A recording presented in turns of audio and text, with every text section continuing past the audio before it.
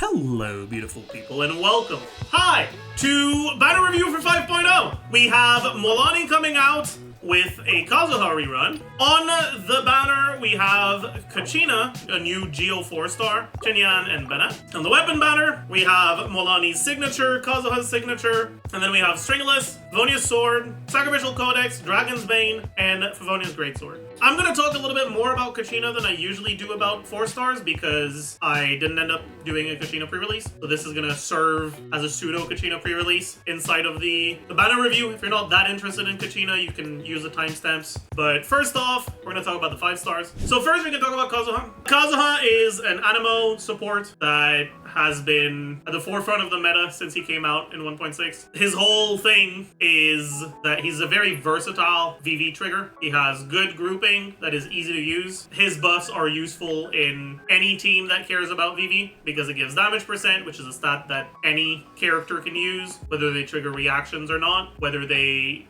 scale with attack, HP, or defense. If it's damage that can be VV'd, it's damage that can be buffed by Kazuha. I guess that's not the case for transformative reaction damage, but for the most part, if it can be VV'd, it can be buffed by Kazuha. That by itself is good and all, but another one of his very useful traits is the way his absorption works. Both his skill and his burst absorb elements, the same absorption priority as the default one, which is Pyro, then Hydro, then Electro, then Cryo, which can be very useful when it comes to setting up off-field application for Pyro by using his burst, or when it comes to doing double swirl setups that self-infuse Pyro inside of Bennett's burst. All in all, he's just a very versatile character that fits in a lot of different teams. He has the ability to use a 2U Animo attack, which can be very useful when it comes to triggering Swirl on frozen targets and potentially triggering Swirl on both Hydro and Cryo at the same time. All in all, he just has a lot of utility and is very easy to use. All of that being said, I also think that Kazuha is an overrated character. Not because he's not as good as people think he is, but rather because he's not as important as people think he is. While it's not the case in every team, obviously, Sucrose is a very good replacement for him in many, many teams. And ever since Sumeru's release, we've had more and more teams that aren't reliant on triggering VV. He is far from a bad character, but I think it's important to talk about him not being just head and shoulders above everything else because people have limited Primo Gems, and if you don't like him or play the characters that he's really good with, and you pull him and then end up benching him, then that's a waste of your Primo Gems. All in all, when it comes to just general recommendations, Kazuha is the sort of character that is going to open up options on almost every account. If you already have a clear idea of the teams you want to play and neither of them, and none of them include Kazuha, he's far from necessary. But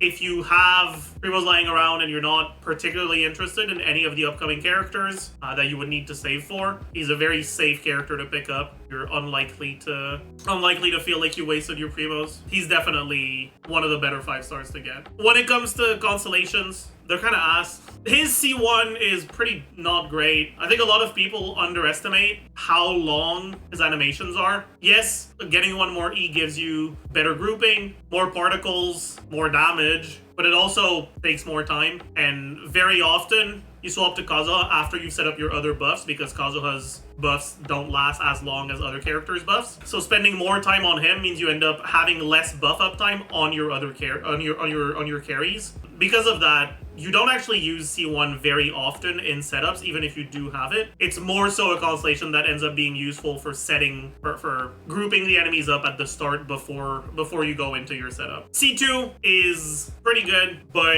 it's a lot more limited than I think a lot of people realize. C2 is only good in Melt and Vape teams. Technically, it's also fine in Salad, but I know people don't tend to play him very much in those teams. The main thing that C2 does is it gives your team a lot of EM. But if your team isn't triggering reactions, that doesn't matter. Another way to look at it is the only teams in which C2 makes a difference are the teams where Sucrose would also be good. Those teams definitely exist, for sure. But if they're not the teams you're playing, then C2 will not help you very much. The amount of damage you gain from the 200 EM to himself is just not that much. I'm not really interested in looking at the later constellations. I don't think that matters too much when it comes to a banner review. And we'll talk about his weapon later on. Which means we can talk about Mualani. Mualani, new character. I've already posted a pre-release. Mualani is a very interesting character that fills a niche that didn't exist previously. We've never had a proper forward vape carry before. We've had hydro characters that can be played in forward vape teams, right? Nevilette's best speedrun team is often a forward vape team with Xiangling. High Constellation Nilo is often played in forward vape teams. I know there's some people that like seeing the big numbers on Yulan's E when you vape it. Same for Mona, Burst. And obviously Child vapes his Burst, even if you're playing him in a team where the main purpose is to vape Xiangling, not him. But an actually dedicated vape carry is not something we've ever had before, which makes her interesting whether or not she's good. For those of you that haven't watched the pre-release, I'll quickly summarize what she does. When you use her skill, she starts surfing. When she goes through enemies, she gets stacks, and at 3 stacks, she chomps. She surfs on her shark, and at 3 stacks, the shark attacks the enemy, and you can do that a few times. Surfing itself doesn't apply hydro, which means that she only hits the enemy with hydro relatively slowly when you do the chomps after passing through 3 enemies, or the same enemy 3 times, which makes her very well suited to forward vaping, especially because the chomps don't have ICD. In terms of value for an account, it's very hard for me to say. I think she'll be a slightly above middle of the pack character, but honestly I'm not entirely sure because I can't separate her from the image of her that I had in her first beta version. So in order to solidify my stance on how strong she is, I'll have to test her. So I'm looking forward to that, but that also does mean that I'm not too confident in my thoughts on how good she is. I can safely say that she won't be bad. But yeah, something that I mentioned in the pre-release and that I want to reiterate here is that despite her being, like Nevilette, an HP scaling hydro catalyst that is supposed to be a non-fielder, she actually functions quite differently from him and has teams that are pretty different from his, which means that it can be very easy to create 2 teams with no overlap between them, one for Nevilette and one for Mualani. So as much as there are a lot of similarities between them, that doesn't mean that Mualani is gonna get benched all the time if you already have Nevilette and she ends up not shining as bright as he does, because just like a character of another element or another weapon type or another scaling type, you can just play her on the second side. Anyways, let's get into the 4 stars. We're gonna start with Kachina, which is a new upcoming character that I have not done a pre-release on. So we will do a shortened version of a pre-release right now. Base stats don't matter too much because she's not really an on-fielder, but her base defense is relatively high, which she's a defense scaler, so that's nice, I guess. Geo damage ascension. Elemental skill E, go turbo twirly. When the skill is held and released, Kachina will summon and ride turbo twirly. After the skill is used, Kachina will gain 69 soul points and enter the Night Soul's blessing. Turbo twirly's various actions consume Kachina Night Soul points. The Night Soul blessing state will end when these points have been depleted. Turbo twirly can exist independently or be ridden and operated by Kachina. When turbo twirly is present, Kachina's elemental skill will be changed to an option to mount or dismount turbo twirly. When present, independent of Kachina, so when you're not mounting it, it will slam the ground at intervals, dealing Night Soul aligned AoE geo damage based on Kachina's defense. When Kachina is riding it, he can control it to move and climb swiftly and use normal attacks to slam the ground, dealing Night Soul aligned AoE geo damage based on Kachina's defense. Turbo Twirly will disappear once the blessing ends and is considered a geo construct, and only one can exist at a time. It does not do that much damage. It doesn't hit that many times. It is pretty bad. Elemental Burst. Time to get serious. Striking the ground, Kachina deals AoE geo damage based on her defense and creates a turbo drill field. The field increases Turbo Twirly's attack AoE and its movement speed while Kachina is riding it. If Kachina's own Turbo Twirly is present when this is used, the Turbo Twirly will be summoned to her side. The damage on this is not that good either. It is what it is. Passives. After nearby party members trigger a Night Soul Burst, Kachina's geo damage bonus is increased by 20% for 12 seconds. This doesn't really matter. Turbo Twirly's damage is increased by 20% of Kachina's defense. That's cool, but it doesn't really matter. Basically, Kachina is albedo but bad. Let's look at our constellations. Actually, no. Before we look at the constellations, we need to look at the new artifacts. Scroll of the Hero of Cinder City. When a nearby party member triggers a Night Soul Burst, the equipping character regenerates 6 energy. So basically, you get 6 to 12 energy per rotation. After the equipping character triggers a reaction related to their elemental type, so in Kachina's case, when she triggers Crystallize, all nearby party members gain a 12% elemental damage bonus increase for the elemental types involved in the elemental reaction. So 12% geo damage and 12% damage of whatever element you crystallized. If the equipping character is in the Night Soul's Blessing state when triggering this effect, all nearby party members gain an additional 28% elemental damage, so for a total of 40, for the elemental types involved in the reaction for 20 seconds, which lasts for a bit longer for some reason. I don't really know why, but okay. The equipping character can trigger this effect while off field, and the damage bonus from artifact sets with the same name do not stack. In other words, if the character is from Natlan, when they trigger a reaction, even if off field, it gives 40% damage percent to their element and the element of the reaction they triggered with. If they're not from Natlan, it's only 12. Kachina, unlike Albedo, is from Natlan. In other words, you can think of her as Albedo, where you trade some of his damage for a buff to the team. Her damage is pretty ass, but a 40% buff can be kind of useful. Constellation. When Kachina mounts or dismounts Turbo Twirly, she will absorb nearby elemental shards created by Crystallize. Additionally, when a party member picks up such a shard, 3 energy will be restored to Kachina. This doesn't really do anything. When Kachina uses Time to Get Serious, she will regain 20 Night Soul points. If there is no Turbo Twirly belonging to her on the field, she will enter Night Soul's Blessing and summon one. This gives her a little bit more uptime on her Twirly, 33% more uptime. Helps her damage a little bit, but her damage isn't that good to begin with, so...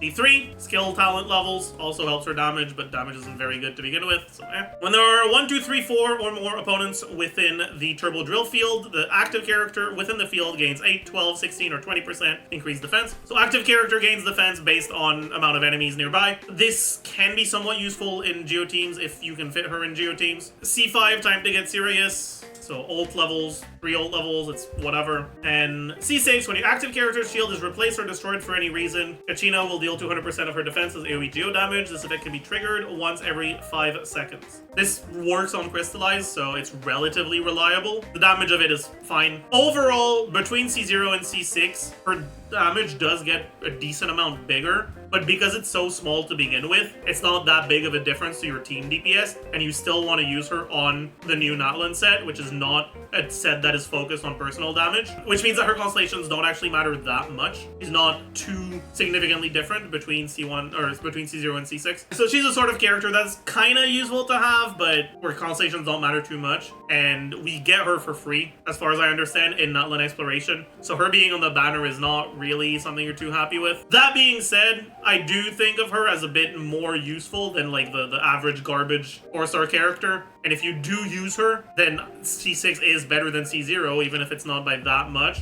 So it's fine. Overall, Kachina's just fine. As a general rule, you would just use her in similar places where you'd use Albedo when you care about getting buffs to the rest of the team, and you can reliably proc the right reaction for it. It's gonna be her biggest obstacle in Geo teams is that you can't play her in Mono Geo, like with 4 Geo, because then she can't proc a Geo reaction. She is going to be a very useful free-to-play alternative for stuff like Neuvillette teams, though. She gives a pretty decent buff with an easy-to-fulfill condition, as well as some defensive utility by triggering off-field Crystallize. So I can see her being pretty alright in Neuvillette teams for people that don't have Zhongli or that want to use Zhongli in a different team. And yeah, because Kachina's value comes from her artifact set, not her actual damage, you can actually think about building her EM for Crystallized shield strength if you really want to, and it's not actually that bad of an idea. Anyways, let's move on. Next up, we have Bennett. Bennett is, as many of you guys already know, one of the best characters in the game. He's very, very good. He's poggers. Everyone loves Bennett. Bennett, to this day, is still a very popular character. He's not present in as high of a percentage of teams as he used to be a long time ago, but he is present in many more teams overall because there's just many more teams available now, and he shows no sign of becoming less valuable anytime soon. Maybe Haro Archon's gonna change that, but I doubt it, honestly. One of Bennett's biggest strengths, which also happens to be one of the reasons why I'm never too happy to see him on a banner, is that he's not really reliant on his constellations. C1, outside of the just 20% additional attack you get, removing the restriction doesn't actually help you get buff uptime unless you get hit and lose HP, which doesn't mean it won't happen, but does mean that it's not necessary. C1 is useful to have, but it's not the kind of constellation that's really necessary for a character to work. That being said, it's arguably his best constellation outside of C6. C2, pretty useless. Bennett's HP should never be below 70%. He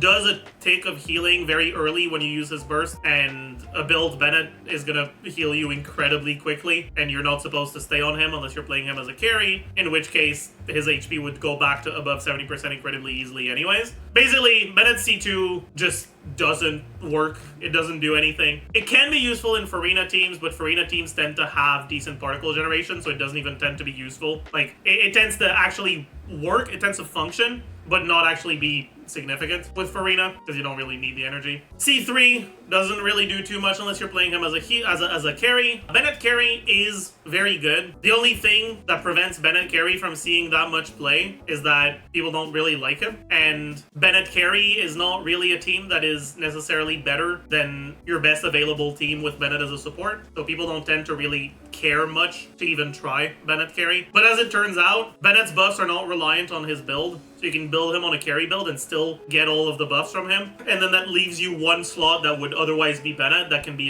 another off-field damage dealer or buffer. And as it turns out, in a lot of situations, that's enough to make it better than if you were to play a carry that has better scalings than Bennett. Bennett is just a pretty strong carry overall. There's not too much to say about that. He's very strong in double vape teams with Shengling and double hydro, or in plunge teams with Xinyan, or overvape teams. Despite him being strong in those teams, I don't play him in those teams that much because it means I have to change his build and then change it back when I want to play something different, which is a pain in the ass because we don't actually have artifact presets. C4 is not too good. It has some useful properties. There are some setups that are a lot easier to do with his C4 with a hold E than they are with timing. Mainly Farina setups, or setups for double swirl in teams that use Farina and Xinyan. His C4 can be pretty useful for those, but it's not necessary. It just makes them easier. C5 burst levels, which increases his healing and his attack scaling on his buff. Obviously, pretty good constellation. And finally, C6 gives 15% pyro damage bonus. It says sword, claymore, and polearm wielding characters. That's not actually true. It's poorly translated or just poorly described in the original text. It's 15% unconditional pyro damage, and sword, claymore, or polearm characters are infused with pyro. This constellation is one of the most impactful constellations for any 4-star character. If you could activate it or deactivate it at will, it would probably be one of the most valuable constellations to have out of any character. But unfortunately, once you've activated, you can't deactivate it. For most characters, that's not really that big of a deal, but that's not the case for every character. I used to think that Ayaka was going to be the last character that didn't get proper coding to not be by Bennett C6, because most characters that got infusion that were released after Ayaka specifically said that it could not be overridden, but Chiori's release has made it clear that that is not the case. Chiori at C6 is a very strong carry, but her Geo infusion gets overridden by Bennett's Pyro infusion, and she is actually weaker if you have Bennett C6 than if you don't, because her best team by far uses Bennett, which means that they have effectively confirmed that they don't really give that much of a shit about you if you've C6 your Bennett. Now, that's only the case for a C6 well character in Chiori. I'm not going to tell you that you shouldn't activate it because of that, but it's definitely something to keep in mind. Personally, I activated it, and I'm glad I did. The only team that I play on which it's a pain is TF Bennett. Activating C6 is the main reason I don't play TF Bennett anymore. Triggering the Thundering Fury effect on his normal attacks because of the Pyro Infusion with the cooldown of it, and makes it so that you don't get it reliably anymore, which really sucks and makes me sad because I really liked playing TF Bennett before, but it is what it is. I have to accept it. Finally, we have Xinyan. Xinyan, to put it bluntly, is not a good character. However, she does have some properties that can be useful. Mainly, if her shield doesn't break, she has off-field pyro application that is pretty decent. And every time you swap character while her shield is active, you self-apply pyro to your character for a little bit, which means you can use that self-pyro application to absorb Kazuha's skill. Because Pyro has the highest priority when it comes to absorption for most Animo characters, that means you can effectively use it to get a Pyro swirl even if the enemy is not affected with Pyro. Something I've talked about in the Mualani pre-release, because I think that Xinyan is going to be a viable character in Mualani teams, but just to quickly showcase how it's going to work. Mualani is a Catalyst user, so you would start with a normal attack on her, then use Xinyan E, and then Kazuha E. See, we get the buff on Pyro and on Hydro. The Pyro buff itself doesn't matter that much, but having that Pyro applied to the enemy means that you can then use Kazuha's Burst as your source of Pyro application. so that you can bait Mualani stuff. That being said, as much as this stuff is cool and sometimes kind of useful, it is clunky. With Mualani's first iteration, her uptime was a lot shorter and she did a lot more damage, which meant that VV teams were a lot stronger. And in that first version, I thought that Kazuha Xinyan team was one of the best Mualani teams. But with the Mualani nerfs, her uptime being made to be longer and her damage lowered, VV teams got a lot worse. So I don't think that Xinyan is the best Mualani team anymore, but I do think she can be a viable teammate. That being said, I would not put Xinyan above the other defensive pyro options anymore. Xinyan's constellations just don't matter outside of her C2. Her C2 guarantees crit on the physical hit, but that's not even the part that matters. The part that matters is that the C2 also forms a shield level 3 when you cast your ult, and the shield level 3 is the only one that applies pyro. In single target, without C2, you don't have a way to get a shield level 3, which means you can't get AoE pyro from the shield, which means that you need C2 for her to be a reliable source of pyro, even in single target. But even then, the pyro stops if the shield is broken, and the shield is pretty weak, which means that she's still not a reliable source of pyro, which is her biggest issue. If she kept applying pyro even after the shield broke, she would be a lot more valuable. But the fact that that's not the case really limits your options. She has a lot of stuff in her kit that pretends like it's related to physical damage, but it sucks so much that it doesn't matter. And that's just not very good, unfortunately. So that does it for the characters on these banners. I would say that the banners they're actually pretty good beginner banners. Kazuha is obviously a great character to get. Mualani is at least going to be somewhat strong, and Kachina is a relatively versatile character that can kind of be put wherever, even if she's not that good, with Bennett being a very good character to have that is not too dependent on his constellations. For people that have been playing for a longer time, I think these banners are kind of ass. The 5 stars are, I mean, obviously Kazuha's always a pretty good character to have, but I think he's also one of the characters with the highest ownership rate, so a lot of people already have him, and his constellations don't do too much. Mualani's overall, again, not entirely sure, but I think she's going to end up being on the stronger side. But yeah, Bennett constellations aren't particularly good. You get Kachina for free anyways, and her cons don't do too much,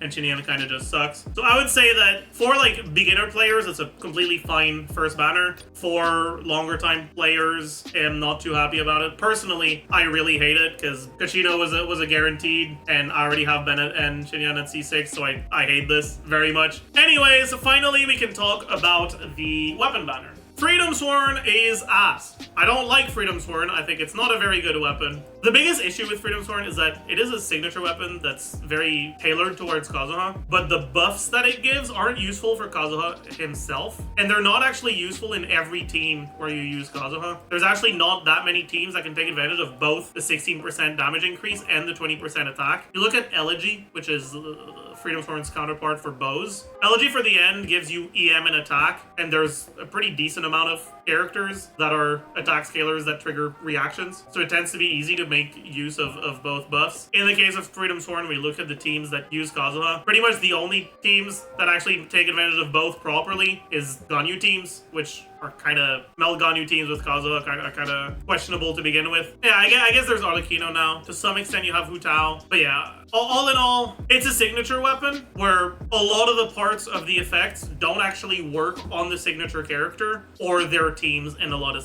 situations. Like technically, yeah, 20% attack and 16 plunge attack damage is useful on Kazuha because he's an attack scaler that does plunge attacks, but most of his damage is coming from reactions anyways. Same for the damage percent that it gives to begin with. Freedom Sworn is very often Kazuha's best in slot, but because of that lack of synergy, it is very often not very far ahead of the other options, sometimes even being behind the other options because of how good Fab and Sack are on him. If you get Freedom Sworn while you have Kazuha, you will likely find some use for it, but it is one of the least valuable signature weapons to get, in my opinion. There are very, very few situations where getting Freedom Sworn is better than spending your Primogems on something else. That being said, because Kazuha is such a versatile character, and because this weapon is often best in slot on him, even if not by that much, if you do lose your 50-50 to it, or your 37.5, 62.5, whatever, it's honestly not even that big of a deal because a lot of people have Kazuha, so a lot of people will be able to at least put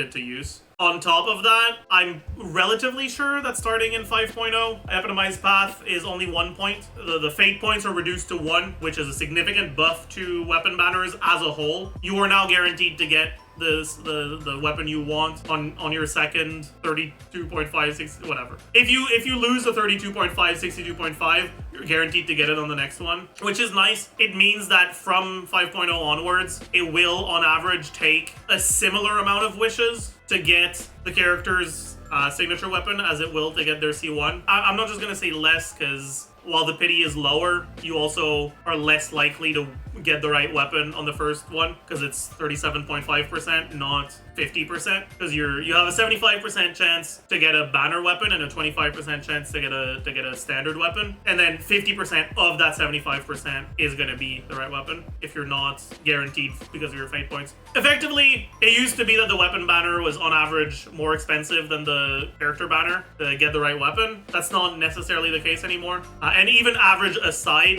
it used to be that the guarantee was a lot more rough, and now it's a lot less. Which means if you want to get the Mualani weapon, you're at least not going to get R2 Freedom Sword. Speaking of which, let's talk about Mualani's weapon. Low base attack, high crit damage, increase max HP, increase normal attack damage. When you do a normal attack, you lose the normal attack buff, but if that normal attack is a vape, or if you trigger vape in general, you get it back. Basically, this effect is only really useful in Mualani. It's an okay stat stick for Neuvillette, just because it's a high or low base attack with 20% HP, but it's not great. On Mualani herself, as I've talked about in the Mualani pre-release, the increase from her free-to-play to her signature is relatively similar to other characters, but the alternatives between her free-to-play and her signature, there are not many of them. So if you're someone who already has a lot of 5-star weapons, going from those 5-star weapons to this is probably likely to be a bigger gap than for other characters getting their signature weapons. Mualani is a character that in a decent amount of her teams is going to be